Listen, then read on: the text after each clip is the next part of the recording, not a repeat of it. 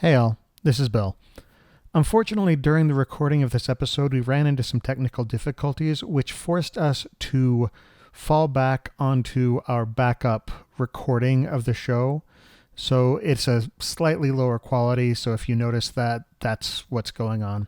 We apologize for the inconvenience, but we hope you still enjoy the discussion where we talk about Secret Project number 4. It's a great one. Enjoy the show. Welcome to the Sandersonian Institute of Cosmere Studies, where there's always another secret.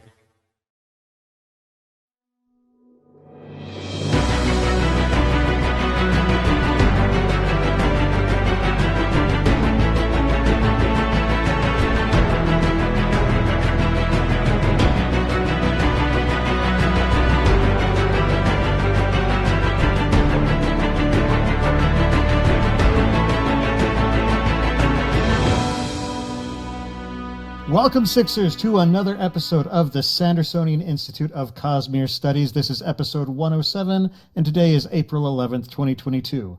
I'm Bill, and I'm joined, as always, by my windswept co-hosts, Amy and Jordan. Welcome, guys.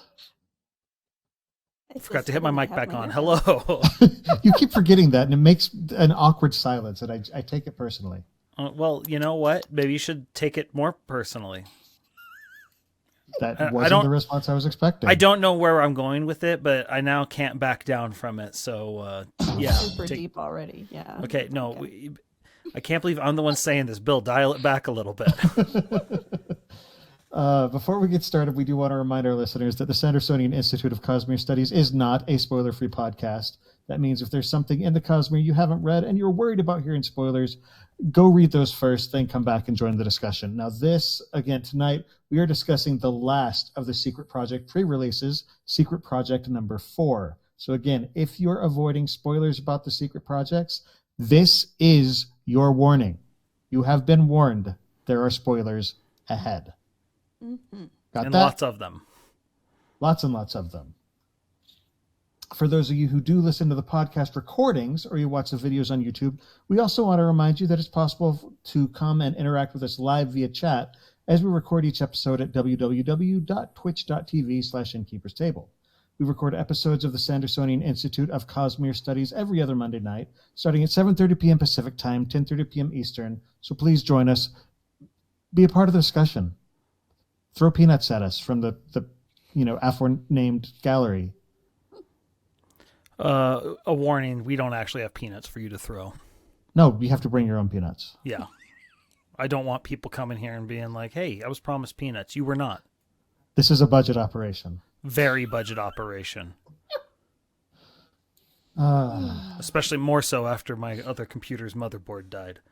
Speaking of which, the Sandersonian Institute of Cosmere Studies is made possible by the support of our listeners and patrons. The show will, of course, continue to be free, but if you want to help us out, maybe we can provide peanuts. I don't know. This may be a possibility in the future. Probably not, but who knows? But if you want to help us out, and just head on over to patreon.com/Cosmere Studies. Even pledging a couple bucks per episode really helps us out as we work to improve the show. Peanuts or not. Peanuts are not required, but they're appreciated. Patrons do get immediate access to our Discord channel where you can talk about the show and the Cosmere with other listeners. We've got a great community over there. We've got some amazing discussions, and you'll also get early access to bonus episodes, exclusive access to other bonus content, and other good stuff. This week, we want to thank our newest patron, Rally G. I think it's Rally. It's R-A-L-Y. So Rally, I don't know. But thank you so much. You're amazing. And all of our listeners, y'all are amazing. Very true. Now before we dive in, Jordan, I want to check in with you on the weekly read along that you've got going. Yes. So, as I stated at the start of this stream, I had a motherboard on my other computer explode, and by explode I mean it just stopped working, but it's much more dramatic to say explode. And as a result, I got a little distracted and didn't quite get things done. I literally have everything chopped up just fine in Premiere. I'm just going to be putting some interstitials in. So if you're watching us live, you'll see that tomorrow. If not, through the magic of time travel, it's already on YouTube for you to go enjoy, covering the prologue through chapter 3 of the Alloy of Law. And personally, it was a ton of fun to make, and I hope you guys will come and watch, because I had a lot of fun making it, but I kind of need some feedback. Feedback is always appreciated, both to help us improve and to feed our egos. And those are important, I feel. They get hungry. You never see those commercials on Feed the Egos. You're trying to just, I don't know. I feel like it's a neglected cause. It is. And frankly deserved, because our egos are awesome. Mm-hmm. Okay, well, moving beyond the ego portion of the podcast, let's talk about secret project number 4. It's Sigil. It is Sigil. I was so proud that I figured it out before it said it blatantly. Not super before it, but enough before it that I was like, oh, I did catch something. Usually takes me forever. Yep, so everyone's favorite math nerd on the Windrunners, Sigil, has become a world hopper. He is, and he's hopped a lot of worlds. He's apparently, as it were. So it's confirmed, and it was pretty obvious. This takes place far in the future from the Stormlight Archive. Mm-hmm. And apparently we are going to find out in book 5 what kind of leads to this situation.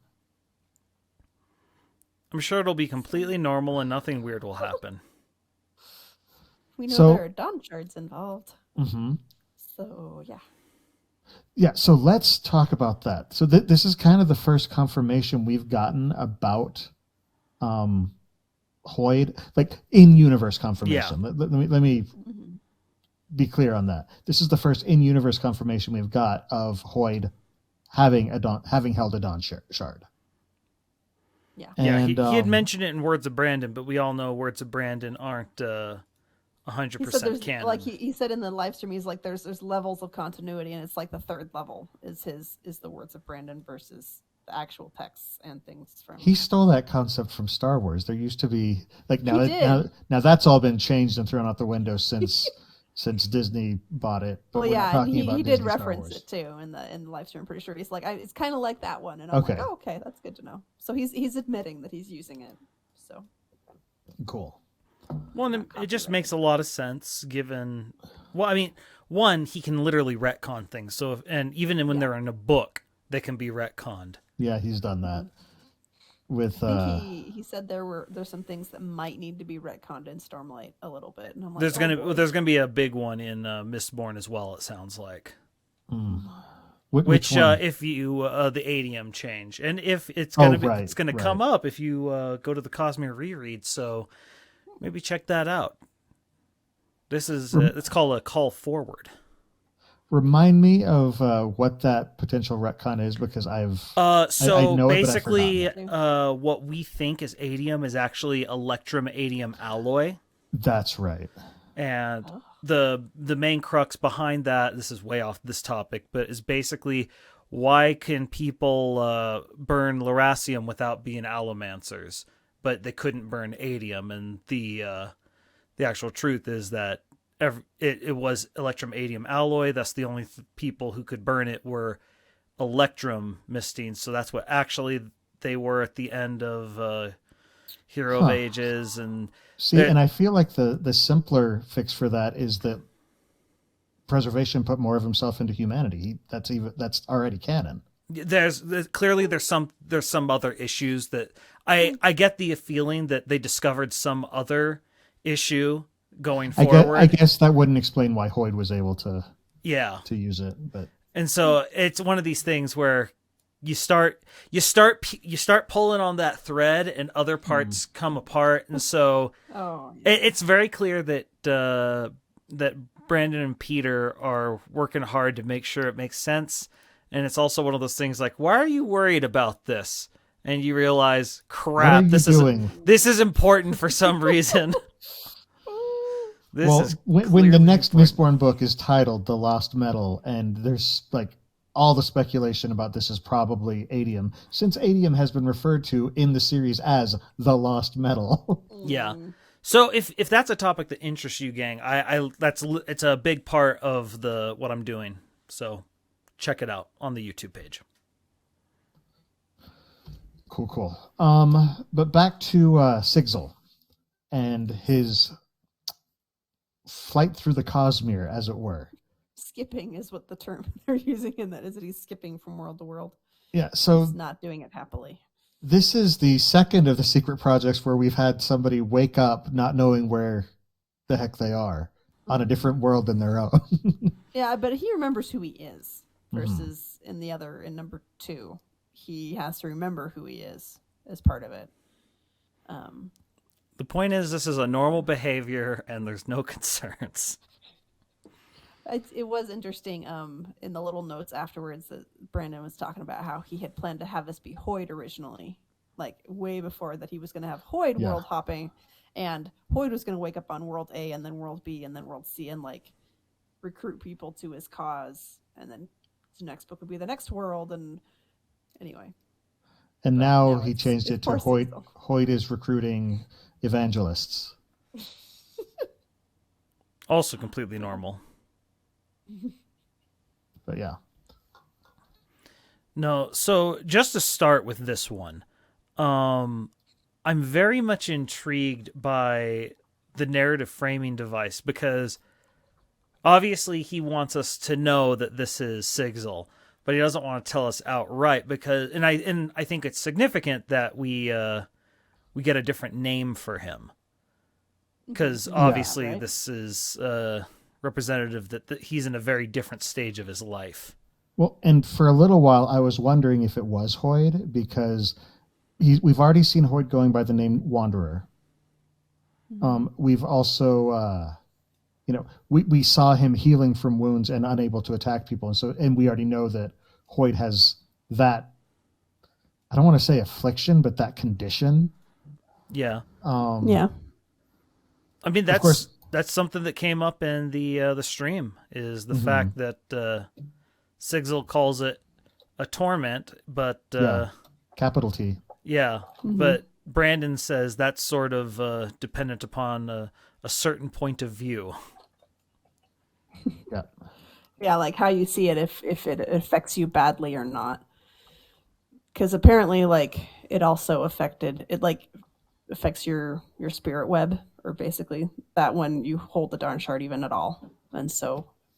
And there was in the live stream we talked about, somebody asked about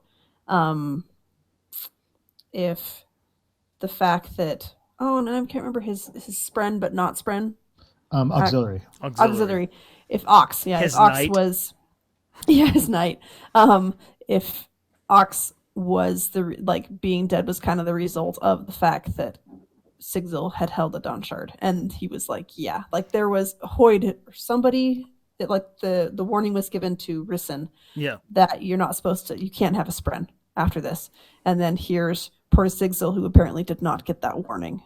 Now, and that there's part of it he didn't say exactly how it all connected, but that it's related. Well, and it's interesting because auxiliary is continually referred to as a knight, not as a spren. The relationship is switched, and so it's not really clear what auxiliary is. He seems to behave like a live shard blade, because he can shift forms much like that, but he's also like Sigzil can drop it and it remains there.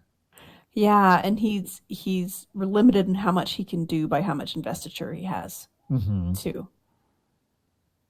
Yeah, which shard blades are shard blades, and they just. But he can get investiture from any form. It doesn't have to be Stormlight. Yeah. There's a lot of very interesting things going on here. So, preliminary theory on what's going on with auxiliary for me is. One, I don't think this is his original spren. No. I think this is a different spren.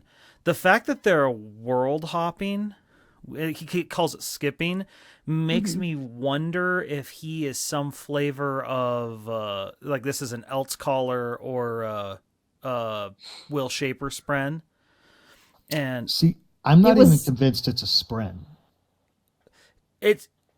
I think It was- the way it's talking about oaths and stuff, I think it's a form of dead spren.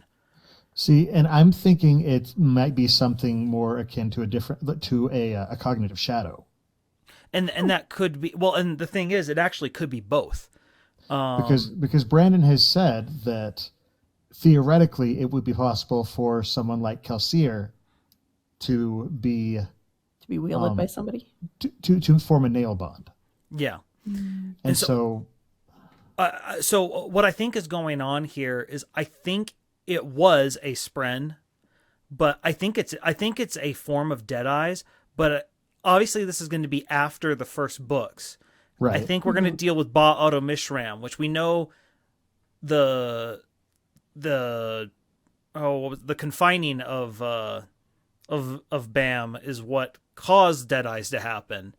I'm wondering if fixing it changes things, but then taking them off world may sever something else, and I just think it's probably just getting beyond complicated. Yeah. I'm just, the way he talks makes me not convinced that it's a former Spren. I feel like it was a former human. I just find it interesting that Brandon raffoed if someone asked if it was an honor spren.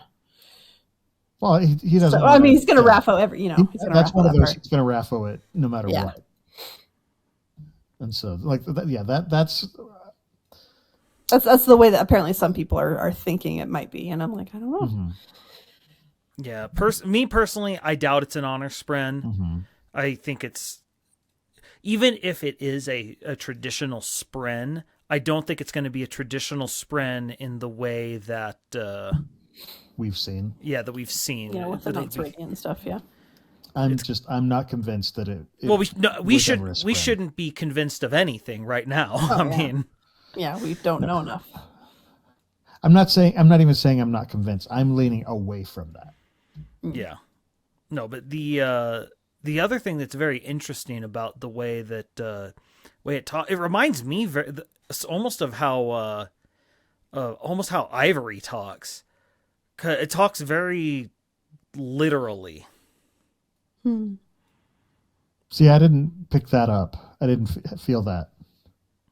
I can feel it. I just didn't feel that. I didn't get that impression. Yeah, to me it seemed very Spren-like. It didn't seem human-like at all to me, actually. Like I'm actually on the opposite end of that, apparently. I'm undecided on what I think Ox is, so I know that if I guess, I'm going to get it wrong. What he is apparently is dead, though. Yes, it's very, very firm on that fact that he is dead. But very spry for a dead guy. Now I'm just hearing pretty fly for a white guy. Pretty surprised. Yeah. No, it's there. The thing that's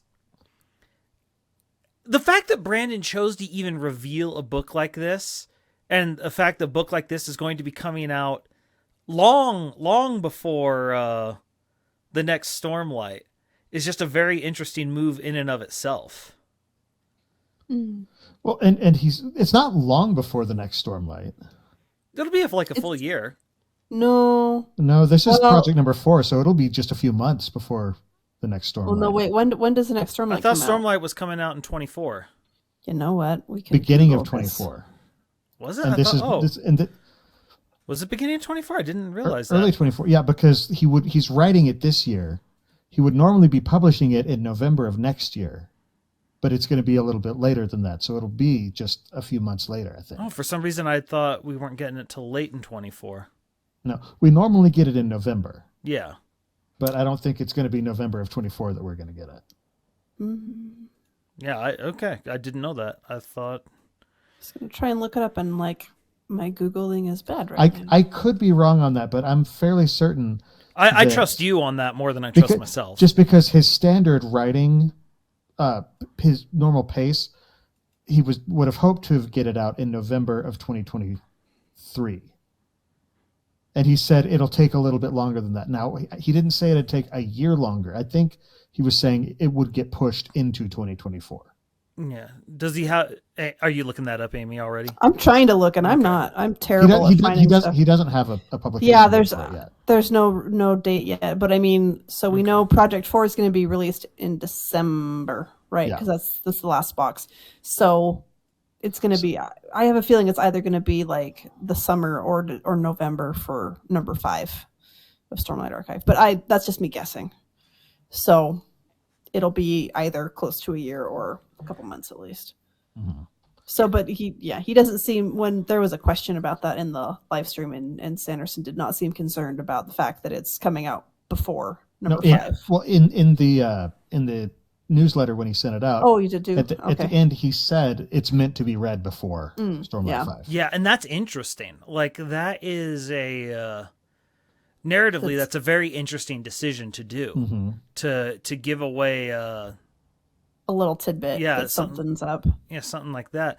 Well, it reminds me very much. I never read it, but it's constantly talked about by Brandon in Dune, where one of the first things, like in one of the first chapters or something, it says like, so basically it comes out and says, yeah, so and so is going to betray them, like he's a traitor. And because it's written in a third person omniscient, and so author can do something like that. But it's like, okay, well, that's interesting. Because you're going to go through the whole book looking for the hints of betrayal and everything. Yeah. Well, it's just like because you're actually in the guy's head, so you know from the start what that he's a traitor, what he's thinking. Oh, you're in the traitor's head. I haven't. Yeah. Actually. I didn't know that. And so so it's just like one of these things. It's like, that's a very bold decision to make. 'Cause, you have no narrative drama now to his betrayal. Like, could you imagine Well of Ascension being told, or Sir was not or Sir, or like, Moash is going to be a dirtbag. Yeah. Stuff like that. Like, giving that away is a bold move, but there are some interesting narrative things you can do with something like that if you want to, but even I just can't imagine, like, just that feels like a degree of difficulty most writers wouldn't go for. It's a very different tactic in how you're writing the book. It kind of reminds me of The Princess Bride. She doesn't get eaten by the eels at this time. Yes. What? Just sort of because it's sort of I don't want you theorizing and going off on these tangents, so I'm just going to tell you right now, this is not what we're doing. It makes sense. Yeah. But I also think it's just something that you have to be a better writer in order to pull it off. Mm-hmm. Which I think Brandon at this point can claim to be a better writer. Yeah. He's got a bit of experience, yeah. Yeah, on 120 secret books.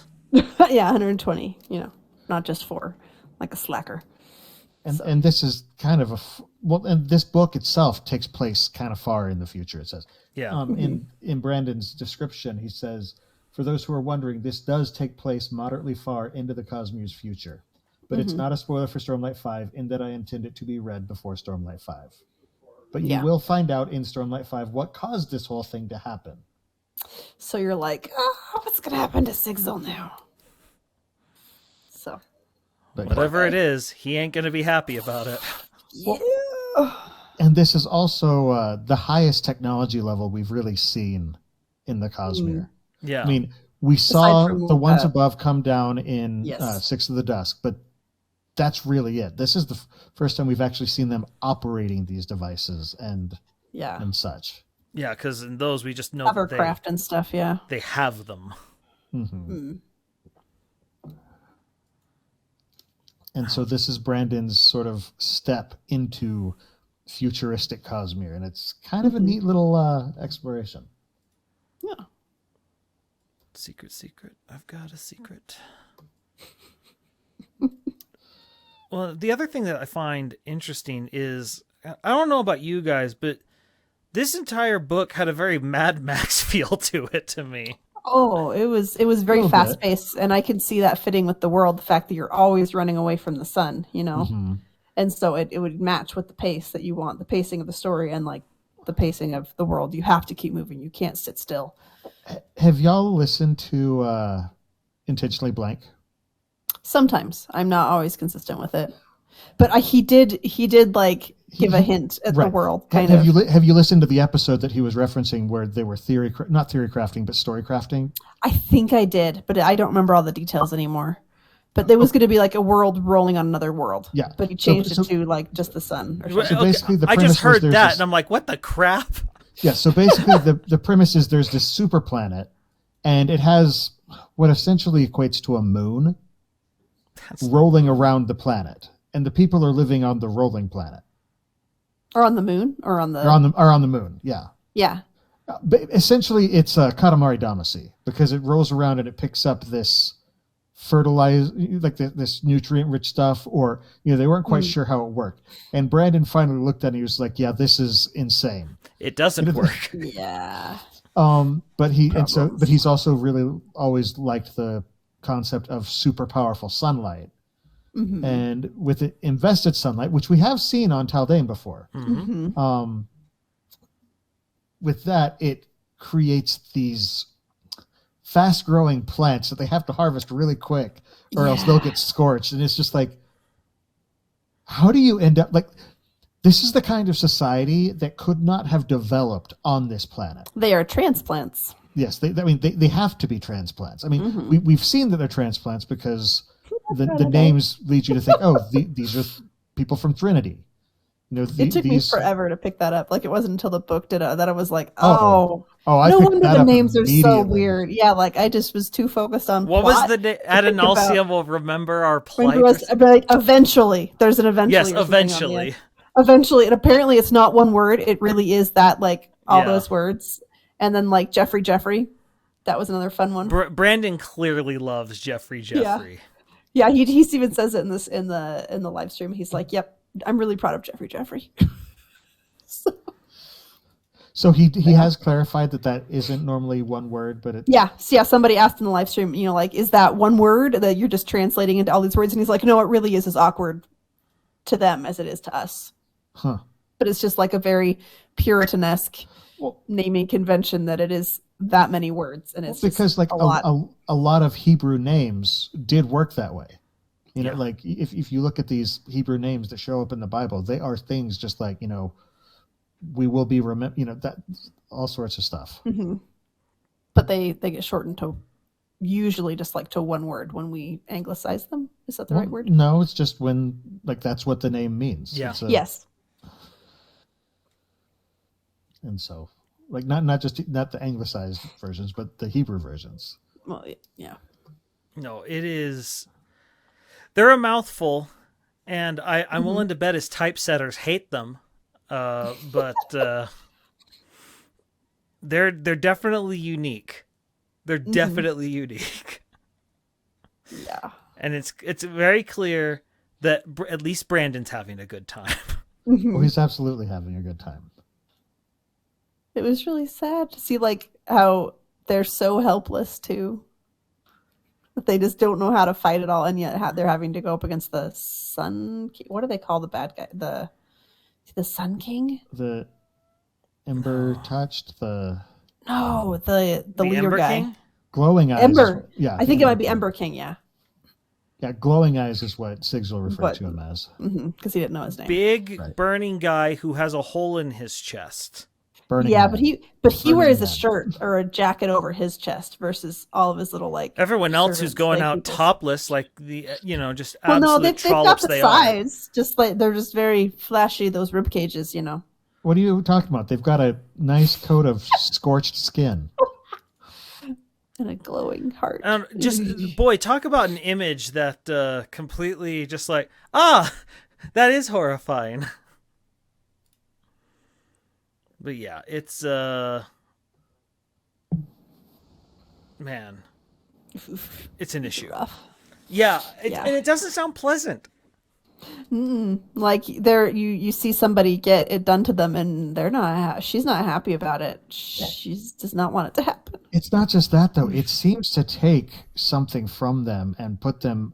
Like, I mean, when they retrieved what was the sister's name? I don't remember anyone's name. The names are gone. But when they retrieved her, she's still snarling and like it's not her. Yeah. It's not her anymore. And so this kind of thing has always been horrifying to me. Just the concept of having your self taken from you. Yeah. I'm trying to think, other than the Steel Inquisitors, have we really seen this? I mean, technically with the fuse, but it seems more the fuse just take over. You're just gone. Yeah. The original body, the original mind is gone. All of the hemalurgic creations, because Khandra and Kolos have the same potential. Yeah, except the Khandra don't get they don't get their personality from being taken over as much as but the potential is there. Oh, I see. Okay, yeah.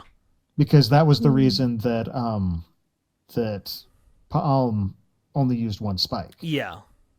Yeah. Because with two, she could have been taken over. Mm-hmm. Yeah, but I'm trying to think with that. Yeah, that's the only one I can think of that has really been looked into in the. There's a lot of other authors have done things like that. I keep thinking of Animorphs and different stuff. I mean, and Stargate and Body Snatchers. Forging has potential, could potentially work that way, but that's also kind of what the superstition around them rose up. Yeah, that's true. Well, and what it takes to make it happen is so. It's a lot. Right. So hyper specific, because even in that instance, actually replacing the Emperor's soul, all she could do was really try and put him back together with maybe a small change. You can't do something big without intimately knowing the person. So really the only person you can do that to is yourself. Right. Which she kind of does temporarily to herself when she has those different, like the fighter and then the vagabond. She even has that contingency plan of doing it permanently to herself. Yeah, to get away. But no, the body snatcher concept, fortunately there's not too much of that, because that just that makes my skin crawl. Yeah, being a passenger in your own body is a very horrifying idea. Yes. Also boring. Yeah. Also what? Boring. Or traumatizing, depending on what it's going to be both. Your body. Yeah. I think at a certain point, the trauma just becomes boring. I mean, just not being able to do anything like that would just, I don't, but Get apathetic. So what do you think of this whole Lego City? It's cool. It's also, I kept wanting to see it in my head, and then I was like, they're gonna have to, if they do it, they're gonna have to have CG and lots of it, because it's gonna be so much detail. And I could have sworn there's some show or anime or something that they did something cool like it, and I can't place what it is, but it's just there in the back of my head. There's a bunch of them. Doctor Who had it with the British ship with Queen Elizabeth. Oh, I vaguely remember that. And then there was the show The 100, where it was and then I didn't get very far with that one. Mass Effect had it as well. What part in Mass Effect? The Quarians, their fleet. That's right. They did. See, and for me, when they were describing this, I was thinking of Metroplex from Transformers, the city that is also a Transformer. That's I probably have some Transformer stuff in there too. Yeah, maybe, but a gas punk version of it. Yeah. Even though obviously they're not using gas for this, because this society would not work with gas with a sun that likes to scorch everything. You don't want things that have a burning point. No. So the engines, they're apparently run on investiture. Is that what that has to be it? Because there's some stone or rock or something that is lit up, and he takes it from one of the ones when he is trying to get rid of the two that are chasing them. and he like sucks it out, the investiture out of the one, and then which like is how he threatens. built the connection. Yeah, and then he threatens the other one. And they're like, "Yep, I will put you on your person there, and I will go away because I'm not. That's scary." So I love the concept where he raises the gun and that locks his body up, but he's already got the gun in place, and so yeah, he just looks more threatening. He's like, and then he releases his arm so it looks natural when his arm finally lets him move again. Yep, he bluffs really well. It's interesting. Again, this is a very good example of Brandon looking at limitations and figuring out, trying to think around them. Mm-hmm. Because so many other books, there's a limitation. It's just like, oh, there's a limitation. And Brandon's like, how can I use this? How can we still do stuff with the limitation? Well, and the thing that I love about this, we're getting a small peek into Hoyd's life. Mm-hmm. Yeah. Well, you know I love me some Hoyd. Yeah. But what I like about it is Brandon can't put us into Hoyd's brain too often because Hoyd knows things no one else does, and you can only get away with so much hand-wavium. Mm-hmm. And so, but he's clearly wanted to talk about this problem. Well, right. Let's let someone else deal with this problem. And if he's trained by Hoyd, he likely would try and solve problems maybe in a similar manner to Hoyd. Mm-hmm. And Hoyd can cameo. Now, here's another question. Because we're noticing the torment resembles very much Hoyd's inability to attack people and his ability to heal. Mm-hmm. And it's clearly connected in some way to the Dawn Shard he held. Did Hoyd pass this on to him so that Hoyd now has the ability to hurt people?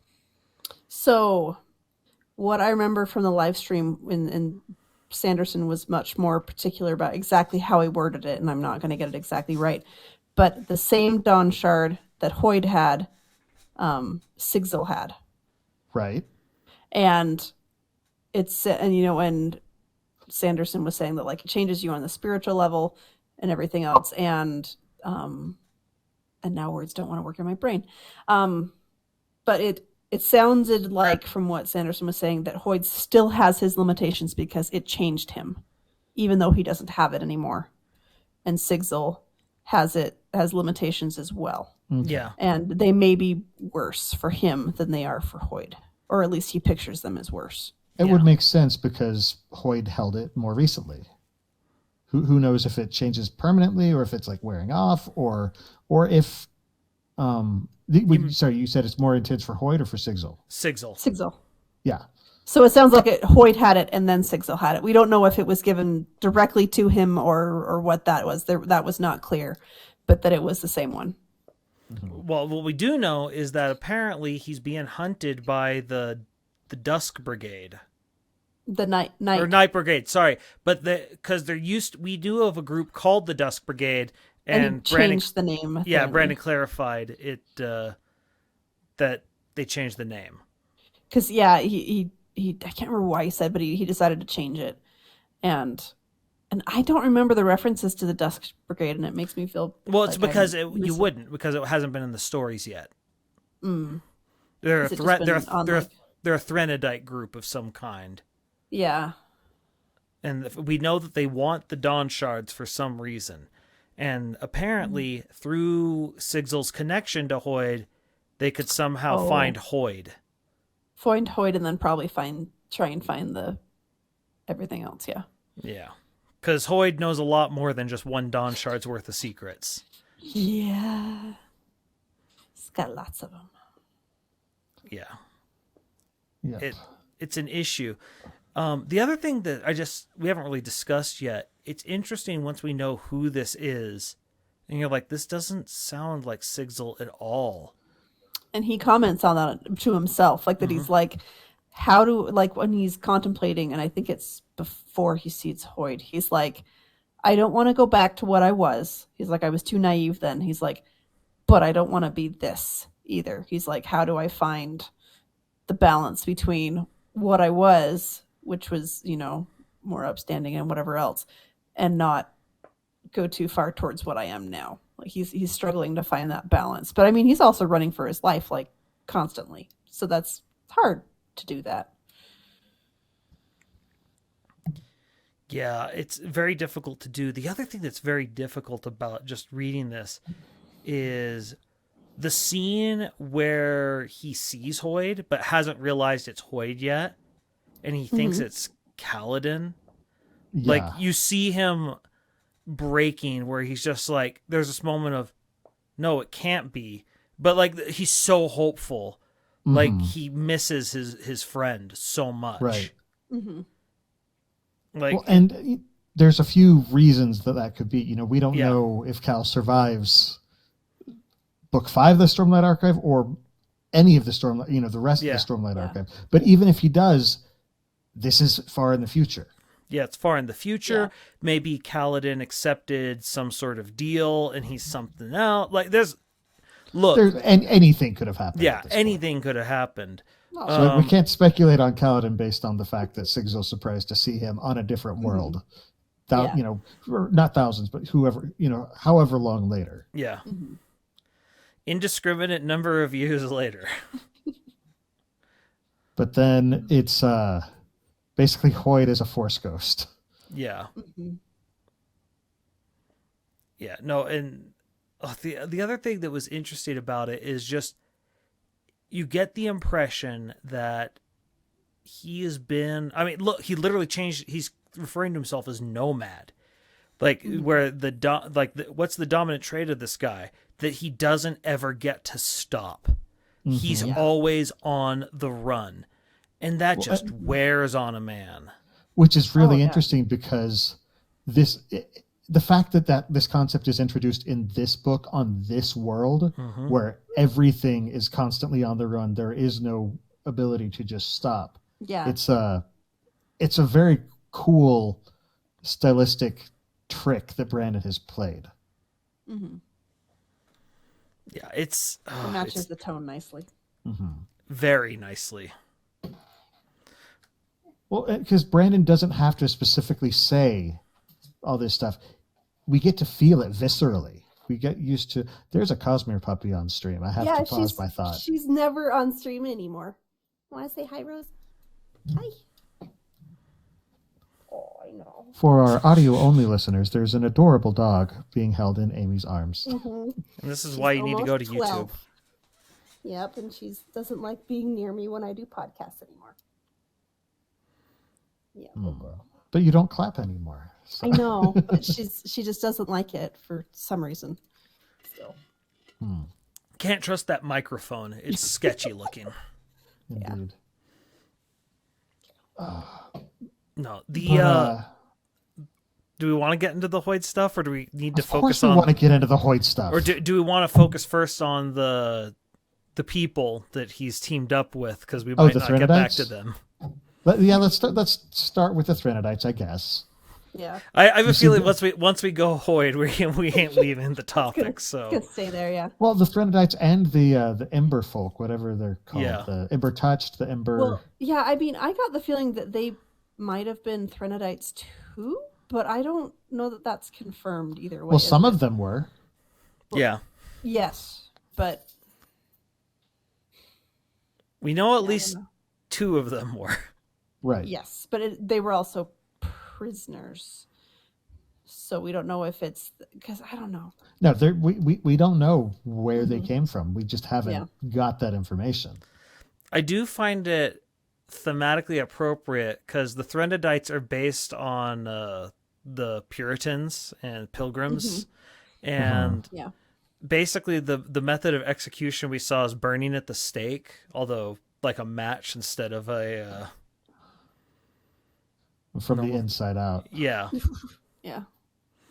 Man, if this devolves into a story about who's a witch, I'm gonna feel very let down.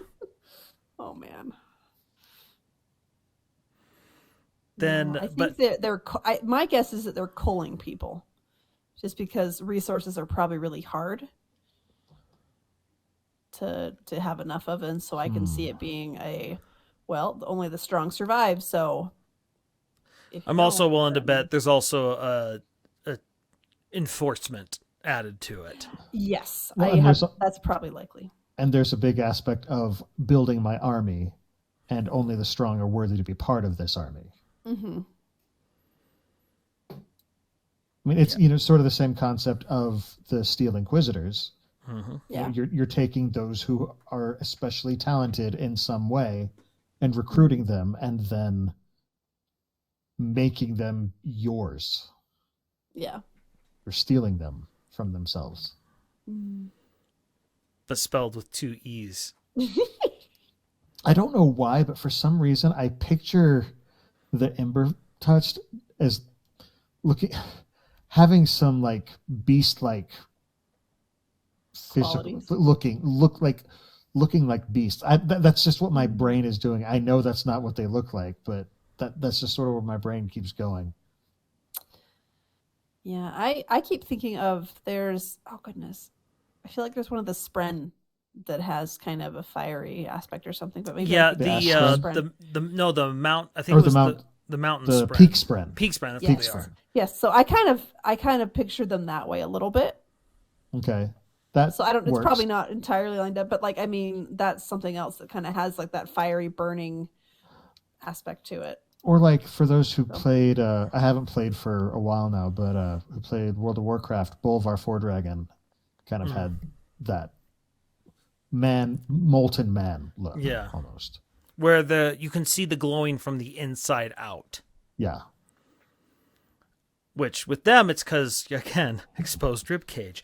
Yeah, scary. Which when they first described it, reminded me of when Amaram was being consumed by Yelignar. Okay. Oh, A little bit. yeah. Because like he was like folding in on himself as crystals kept growing. And you're just like, this doesn't seem pleasant. This was a bad deal on your part. You made a bad deal. You needed Risen to help negotiate better. It actually made me think of some of the early practical and special effects for in 80s movies when somebody transformed and it's like this weird jerky motion and like that's sort of the image that I got for that. Yeah, I could see that. But okay, now on to Hoyd. So first what off, about him? Hoyd. Everything about him, Jordan. Everything about Hoyd. Oh, that Hoyd. I love that he starts telling a story, and Sigil's just like, "No, I know. I don't need to hear any more of your stories." He's like, and so I'm walking away. And so finally, he's just like, "This was me," and it's just like, okay. And Sigil still doubts him. He's like, "Are you just doing this to try and suck me in to stick around?" Because he's like, "Cause don't lie to me." Well, and the way that Hoyd ends the conversation, he's just like, you didn't deserve any of this. I'm sorry. And that's it. Like, he doesn't try and convince him of anything. He doesn't try and get him to agree to anything. He's just like throwing a last word or anything. He just stands there and looks kind of sad. And it's another moment similar to Shy's in The Emperor's Soul, where she's going to go there too. The only way I can manipulate him is to be completely genuine. Yep. The most difficult type of manipulation of all. Mm-hmm. Especially for Hoyd, who's been 100 different people and Oh yeah, over thousands of years. Yeah. Well, lying is his default situation. The truth is a very dangerous thing when you're Hoyd. Well, and he's talking about the boy he was the boy he hasn't been for years. Yeah. Or the boy who is the deepest part of him that he's been protecting for so long. Oh yeah. Who just was curious about the stars. Mm-hmm. So. And then Brandon, you can tell Brandon himself kind of has a thing about reaching the stars and, because it shows up in Skyward, the whole concept of claim the stars and the whole, it shows up sort of as a motif across his various properties. Another of Hoyd's stories was the girl who who switched places with the moon. I don't remember that one. It was one of the Stormlight ones. Yeah, it was the story of switching places with the moon because It was the origin of the Natin people who had the blue skin. Oh, and then like the moon doesn't want to go back. Right. Okay. But all these concepts of reaching for something beyond this, this world, and it's cool to see these repeated themes coming up in his books. There's more out there. I think Brandon's a very optimistic person. He absolutely is. And so the concept of reaching is definitely going to be something that he, as an optimist, would want. And because what's interesting, it's literally the opposite of the H.P. Lovecraft thesis, where because a good H.P. Lovecraft story is all about the unknown is terrifying, right? And to the point where just knowing too much is what is dangerous. And Hoid is someone who knows too much, and it's very dangerous. And Sigil's now in the same boat. So it's not that Brandon's ignoring that truth, but it's also the optimism of, but it's better than just staying in our little hole and not knowing what's going on. Because you go to something like Mistborn, not knowing what's going on almost got their entire planet, scoured. Yeah. And if it weren't for the machinations of preservation, Vin and Ellen's sacrifice, Kelsier sacrifice, Kelsier giving up the power, Goradel Seiza doing some craziness. all these things working together, they would have died because they didn't know crap. They didn't know what was going on. And so people could take advantage of that. And so Brandon does fully explore it, but it's just this idea of, isn't it better to know and then try and figure it out after? Which is one of the reasons that he's said Hoid and Kelsier have very different opinions, because Hoid keeps secrets. Hoid likes to keep secrets, and Kelsier wants to expose every secret he can. Oh, he keeps them though. Oh, he does keep them, but he's also like, Kelsier's all about finding secrets and discovering them and uncovering them and revealing them. Yes, he keeps his own secrets as necessary, but he doesn't want other people to have secrets he doesn't know about. Yeah. Well, and you go, what's the thing that shaped Kelsier? It was the fact that Scadrial almost was gone, and that he was part of it. That he that Ruin had used him. Oh yes. And so he's like, all right, well, we're not letting that happen again. Whereas Hoid was part of the group that broke God. Yeah. And I could see Hoid being like, yeah, there's some things we probably shouldn't let get out. And so they're both shaped by these literally world-shattering events. And it shapes both of them. Hoid also has sort of his own version of the Prime Directive from Star Trek. He doesn't go in and manipulate too much. Yeah. Now, as people learn things, he's happy to play with them, and just like, basically people are his playthings in certain situations. Speaking of, the fact that we know Hoid took Sigil as his apprentice, and then Brandon dropped that he's had two others. Yeah, there are two others that we've seen one other, he says. He thinks. He thinks we've seen one other. He wasn't sure of that, and the other one we haven't, but he eventually wants to write books about all three. Well, and then someone asked him, because someone was asking about it, he compared it to Doctor Who Companions. Yes, but more. Which I'm laughing, because I'm like, yeah, that Hoid is much better as a Doctor Who comparison. I've said for years that if we ever got the movie, Hoid should be played by David Tennant. Yeah.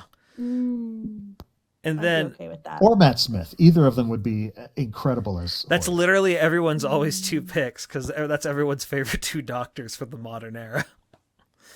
Well, they're also the most sprightly of the two doctors Yeah. from the modern era. The most Hoid-like. Yeah. But then the other thing that was interesting, someone asked him, was Hoid considering, was Hoid sort of training Shallan to be I almost said companion, an apprentice. And he said he kind of was at first and then decided against it. Mm-hmm. Makes absolute sense. Yeah. I mean, she's definitely got that flair about her. I could totally see her. He does teach other people stuff, but just not full apprentice, probably. Yeah. But she's got her own problems to deal with. Yes. Oh, yeah. I was like, she's a little too shattered and fragile, and poor thing. Yeah. I mean, she may have caused the last desolation. So. Who better to be Hoyt's apprentice? If you ask me, that's like, holy cow! You put that on the resume. He may not want responsibility for that one. So. No, but it's just something that's given the fact he always knows where he's supposed to be.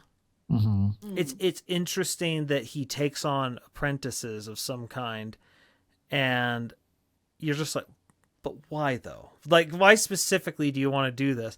It can't just be because you wanted to unload a Dawn Shard on someone. That's too cynical, I think. No, I think there's more to it. Part of it is, he had the Dawn Shard, and before Sigil took up the Dawn Shard, he could do things that Hoyd couldn't. Because Hoyd can't hurt people. Hoyd has this aspect of having help, and so having an apprentice who can do these things that he no longer can do would be very useful. The other thing is just how specific Brandon was in wording the whole thing of Hoyd has had it and Sigil has had it, but it's in such a way where you're just like, I don't know if when Hoyd had it, I don't know if Hoyd had it at that time. I don't know if Sigil still has it. I don't know how long Sigil had it, or if they, hide it at the bottom of an ocean somehow. I don't know. But I love how delicately he words it, but it makes you ask. It's like, it also helps you understand why Hoyd is so careful about where he goes. The part that I find the most interesting about it, though, is Hoyd doesn't seem concerned about the shards knowing where they are. In the same, because when Odium shows up at the end of Rhythm of War, Hoyd's not sitting here, oh crap, he starts having a pleasant conversation with Odium. Yeah, part of it is because that was inevitable, and part of it was because that's how Hoyd is going to respond to anything. Hoyd doesn't like to show. Yeah, if he gets flustered and gets defensive, then he's showing weakness, and I don't. But we were inside his head at the time, and we saw him get worried once he realized something was up. Mm-hmm. And so it's the fact that they know that he's there wasn't quite like this terrifying thing to him, and so it makes me wonder what is the nature of the Dawn Shards. Where he wasn't concerned notice Odium didn't ask anything about the Dawn Shards. And well, that's because Odium was Taravangian. But even still, let's say let's say that the Dawn Shards are really important to the shards. Wouldn't Hoyd would have been like, I would have thought his questions would have been about the Dawn Shards, not about this other stuff. Not necessarily. But I would think that would, at the very minimum, if that's the thing to worry about, it's what's interesting to me is the fact that it seems to be humans that are after them, because even the Sleepless were sort of like seem to be more concerned about mortals and Dawn Shards rather than shards and Dawn Shards. I don't think that he would expect Odium's first questions after years chasing him to be about the Dawn Shards, because it seems like at least Race, his beef was personal with Hoyd. It wasn't just I want the Dawn Shard that he has. It's I don't like him. I want him gone. He's messing around with too much stuff. Yeah. I love the he calls him a rat. Like, and from the perspective of a shard, that does fit. Yeah. Oh yeah, he's a pest. Mm-hmm. Like, they don't think of him as this horrible, beast. That it's just like, you are a problem, a nettlesome problem. Not something to be feared, but something to be annoyed by. And even like Cultivation's letter sort of like, go away, just has this tone of annoyance. Well, and he lives to annoy. That's his personality. Like, you can tell he's not just an annoying person. He's trying to be annoying. Yeah, which is a very different thing. Wit is his, I get to cut loose. Yeah. And just delve in all the worst parts of this. Which is why I think he overplays it a little bit. Mm. That said, you could tell he loved it when he got to berate the dude who Yasna got to kill. Yeah. Hoyd Unchained. No, but the other thing is Sigzil just isn't Hoyd. Like, and that's the part that I think Hoyd feels the most guilt about. The thing we know is Wilt he's not heartless, He even talked about that with Shallan, how he'll he'd gladly burn this world down if it would, if he thought it would save the universe. He'd weep over it, but he would do it. Yeah. And I think this is one of those things as he realizes he's burned something. Yeah. And it's someone who wasn't as ready for it as maybe he thought he was. But whatever it was, I'm willing to bet it was a pretty desperate situation. Hoyd doesn't do stuff like this callously. Mm-hmm. Mm-hmm. But I just feel like because you just see how broken Sigzil is, you're just like, oh man, what's happening in book 5? Yeah, it'll be interesting. Well, we don't necessarily know that Sigzil gets broken to this point in book 5. Oh, just no. that he gets recruited and takes this step by book 5. Well, and because that's the thing. Like, someone doesn't get like this overnight. This is the result of being on the run for, years and years and years, maybe centuries. Who knows? Speaking of, I did find it interesting when Sigzil was reflecting on his time after being recruited as an apprentice by Hoyd, but then being, quote, abandoned by Hoyd and being left behind, because you can tell there was some frustration there. This, like, why did you disappear? You were right next to us while we were dying to arrows. Yes. Like, that is, and that is the biggest thing. Like, when he revealed that he was his apprentice and we knew who Wit was, it's just like, what the crap, Hoyd? Well, and it's interesting because we've heard the term world singers and world bringers. Mm-hmm. And Brandon has mentioned that they are related. And I think those are Wit's apprentices. Now that we know that there are multiple apprentices, I think that might refer to Wit's little small group. Yeah, this is going to be a difficult book, I have a feeling. Yeah, it's probably going to be heavy. And Brandon said that this was intentionally different from any of the other 3. Yeah. Because the second one wasn't Cosmere at all. And the first and third were a much more storyteller, Hoyd telling the story type thing. And this one, he was like, I want to give him something more action-packed. I want to give him something more meaty, something, that affects things. Yeah. Yeah. And so. Something a little. He said he was doing it for us specifically. Because the first 3 were for Emily. Well, he also, I thought he did say that he did this one kind of for him too. Like, the second one was for him, I think.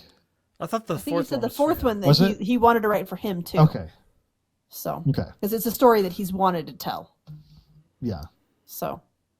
Well, the other thing that's just interesting about it is the fact that the other ones feel they're not as, it feels, now who knows what'll show up in the books, it feels less important to the Cosmere that these are fun stories to tell within the Cosmere, but this matters as far as everything else. Now, again, knowing Brandon, like, somehow trusted the Emerald Sea, you know, she's going to get there, she's going to meet the sorceress, and it's going to turn out to be Yesna, who's somehow got Kelsier as a treacherous vizier or something.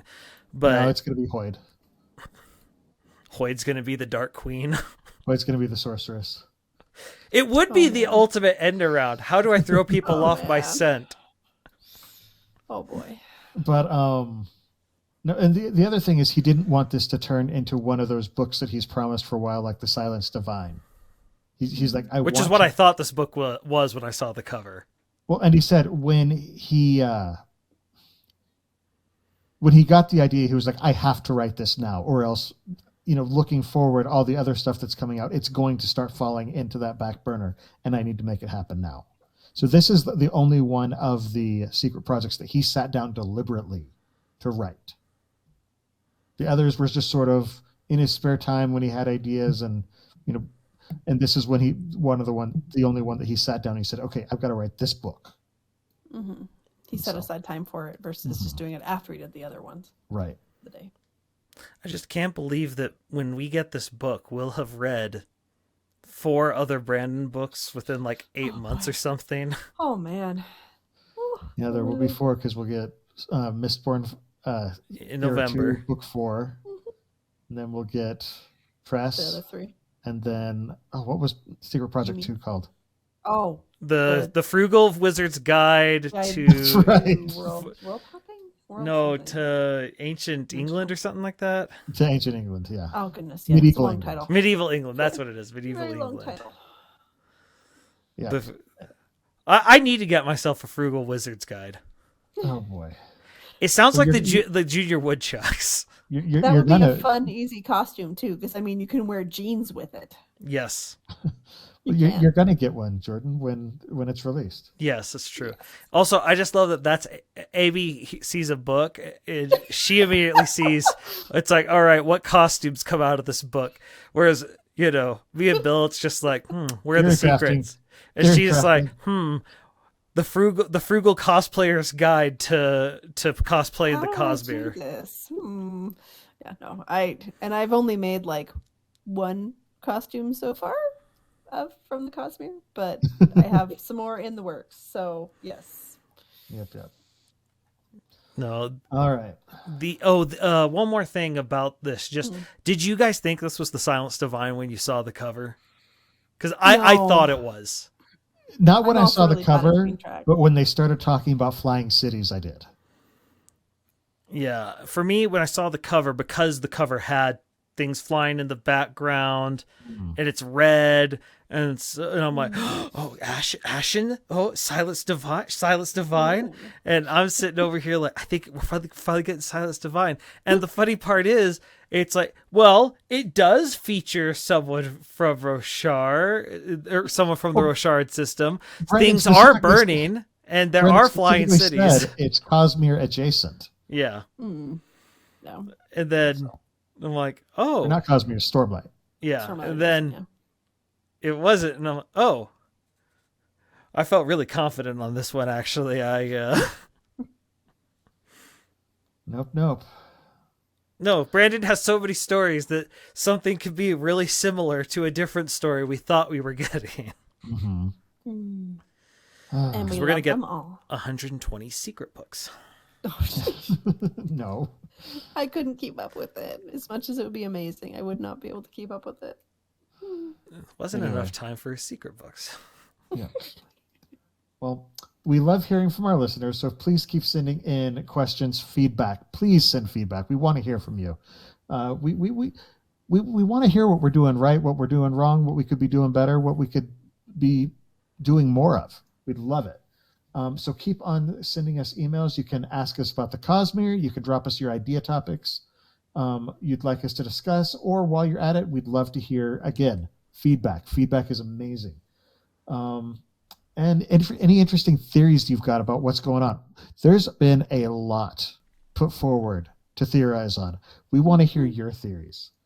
You can send any questions and suggestions in a brief, concise email to cosmerestudies@gmail.com, and hopefully we could read that even as part of the show.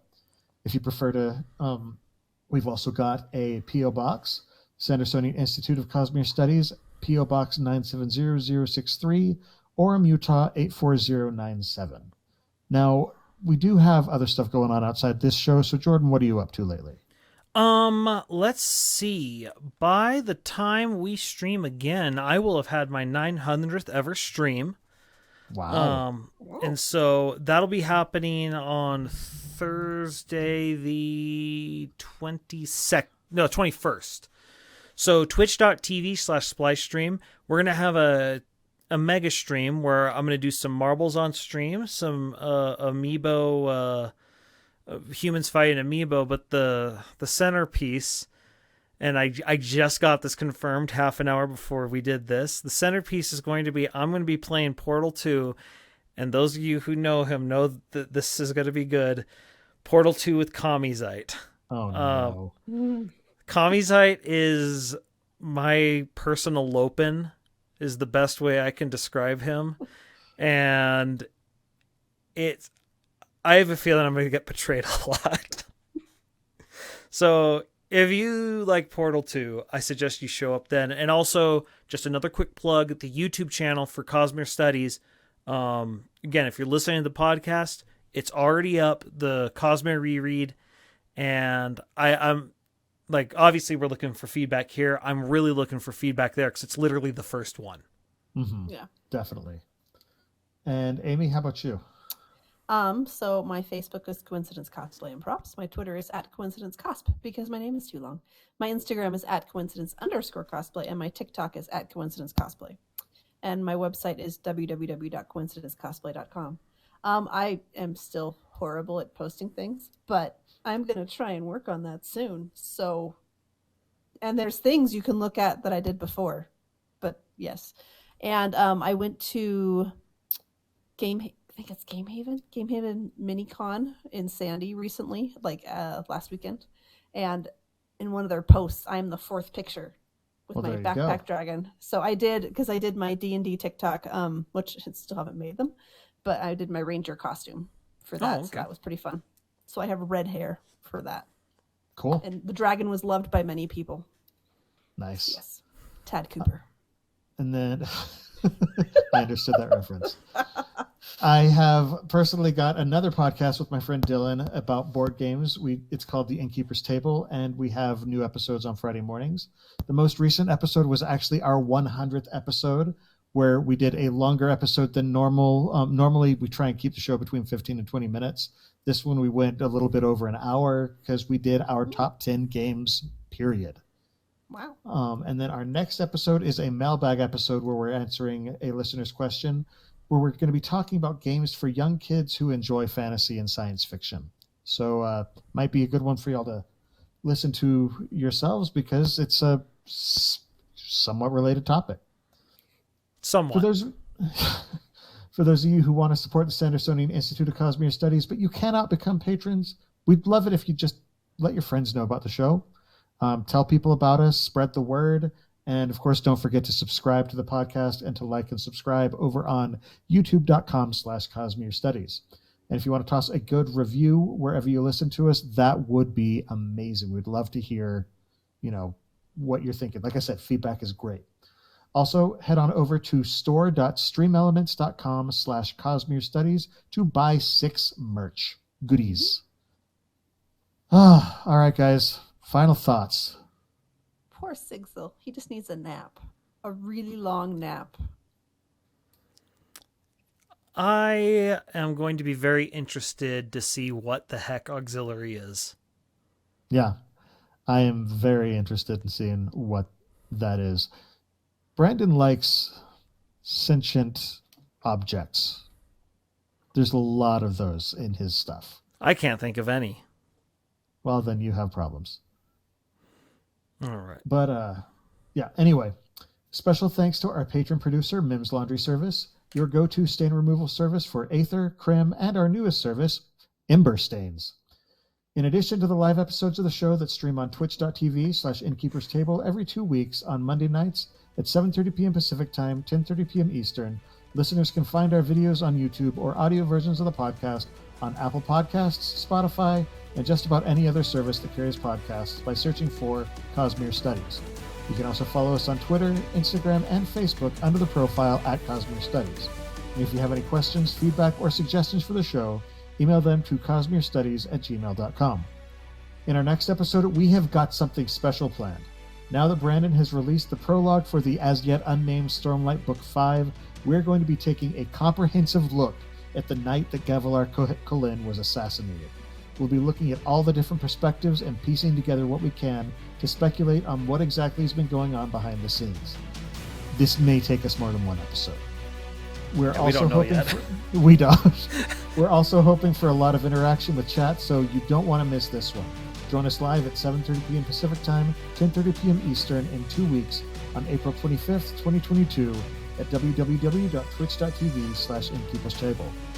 Until then, on behalf of Amy, Jordan, and myself, thanks for listening, and remember, there's always another secret.